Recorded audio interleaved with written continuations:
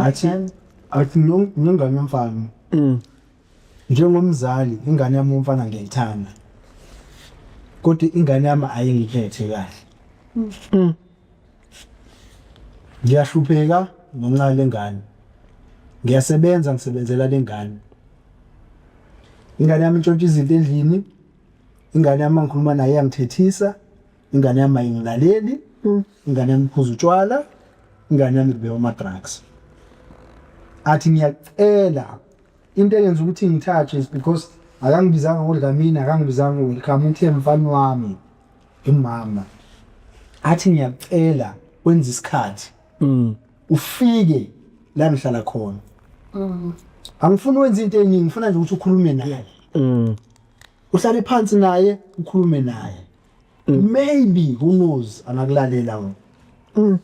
ngaphendula ngathini kulo mama ngathi mawami anginankinga nalento eshoyo ngizocela ukuthi ungitshele ukuthi uhlala kuphi